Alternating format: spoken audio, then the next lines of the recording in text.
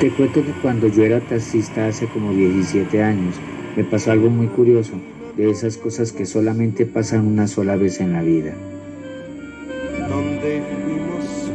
Yo guardaba silencio mientras lo observaba hablar con diligencia. Su plática era amena, casi que instructiva con un legado intelectual, pero al son de una violeta que iba y volvía sin desenvolverse y regresaba al mismo punto de mi mente con beneplácitas incógnitas. Mi imaginación suponía de forma progresiva, dibujando deliberadamente quizás un robo, me dije, un intento de homicidio, un suicidio. Bueno, todo se me ocurría de forma inverosímil. Compañero del escáner. Se escuchó una voz parloteando mientras mi imaginación embelesada con el cuento reaccionaba interrumpida por aquella voz canina que me obligaba a saltar del margen de la historia. Solo se escuchaba el crujir del aparato mientras las bandas del equipo colocaban a movimiento los objetos sobre él. Lo reemplazo, dijo una voz que nunca estaba dispuesta al servicio, una voz que solo interactuaba a conveniencia de manera involuntaria, una mirada en la cual solo se podía disfrazar de elocuencia con la única jurisprudencia de un beneficio en particular a su favor.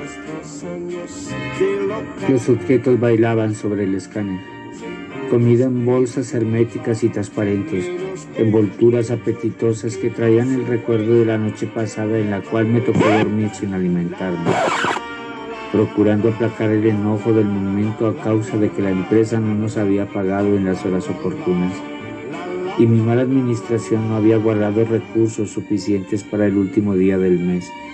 Bueno, pero esa no es la historia. Compañeros, voy a traerles tinto. Ya regreso. El otro individuo que no estaba narrando el cuento estiró su mano cortés, saludando a alguien que no consideraba parte de su equipo funcional. Ese alguien era yo. Ya habíamos tenido varios desacuerdos, pero ambos intentábamos sobrellevar la situación. Para aquel hombre existían dos misiones a cumplir.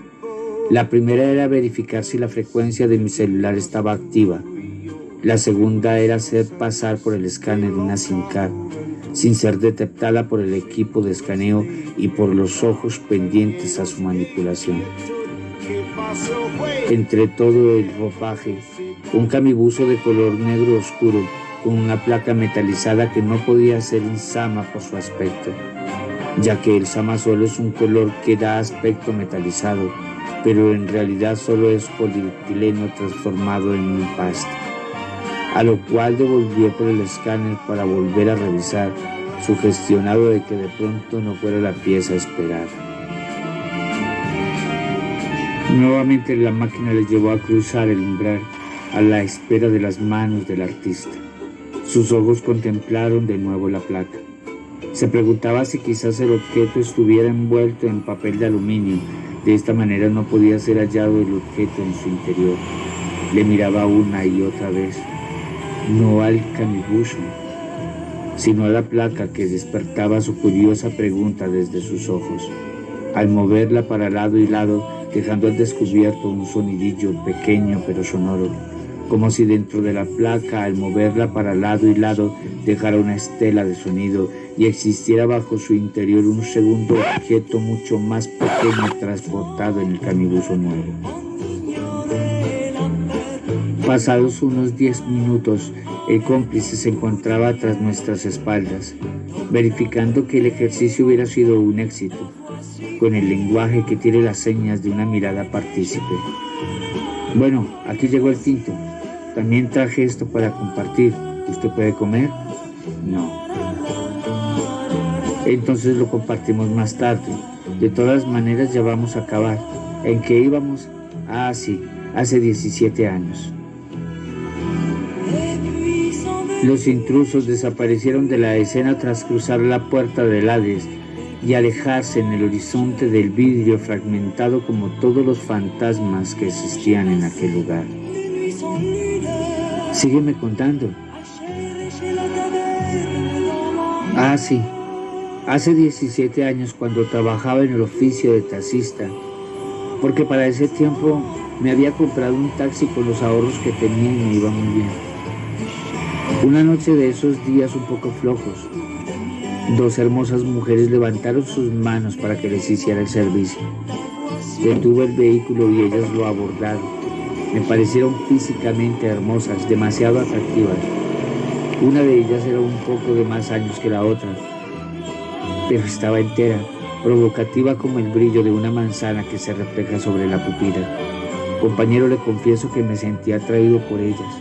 No podía descubrir cuál de las dos era más hermosa, pues ambas eran como las valquirias en el Valhalla. Yo las observaba por el retrovisor, encantado de mirar tanta belleza, pero las miraba como llenas de emociones, enojadas un rato, felices otro, sentimientos encontrados iban y venían.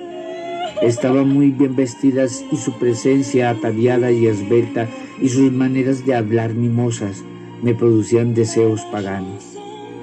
Te cuento que sentí una magia por ellas, como nunca me había pasado. Mi instinto de macho alfa solo pensaba en la reproducción. Pero lejos de sentir esa emoción y de mirar solo a través de lo físico de la envoltura, hubiera querido entablar una buena amistad con ellas. De pronto empezaron de nuevo a discutir. La mujer mayor estaba furiosa, ansiosa, inconforme. La más joven empezó a llorar.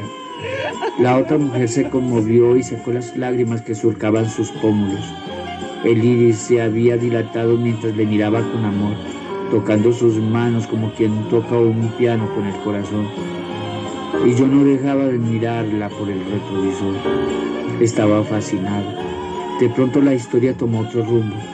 La mujer mayor comenzó a besarla por el cuello, la frente, las mejillas y sus manos acariciaban sus manos. A mí no me incomodaba eso, por el contrario, le repito que estaba fascinado. Mil ideas irrumpieron el pensamiento y esas siluetas favorecidas por el ADN, por los átomos de las feromonas y las endorfinas que éstas producen. Era una película X y yo estaba orgulloso de presenciar ese momento en primera persona. Sí, era una película, un drama de amor, de dolor y de sexo, que yo solo estaba mirando y no quería compartir con nadie, pero solo esperaba ese momento oportuno de estar sentado en la mitad de ellas dos. Esos abrazos corrompían la frontera de la imaginación. Ese chillido del beso más profundo que la última gota del mar en el océano descarga en lo profundo del abismo. Ese beso que solo se brinda a quien más se ama. Estaba al punto de colapsar, de sufrir un paro cardíaco mientras me desplazaba a la velocidad del sonido en mi moto BMW. Pero la historia yacía muy dentro. Quería mirar el desenlace que atribuye lo prohibido. Hubiera querido tener un VH o un DVD para adelantar, mirar y repetir la escena esperada que no llegaba y por la cual me sentía ansioso y al mismo tiempo miserable por desearlo. De pronto: señor, déjenos aquí, por favor. Miro en su bolso y no encontró efectivo. ¿Usted me puede hacer el favor y me espera un momento mientras traigo el efectivo? No podía desconfiar de tanta belleza. Bueno, aquí la espero. Y ambas se marcharon hacia un conjunto residencial. Ya llevaba buen rato esperándola. ¿Y sabe qué? Se le robaron el viaje. Ya he visto ese caso varias veces en los conjuntos. Le hicieron la voladora. No, viejo.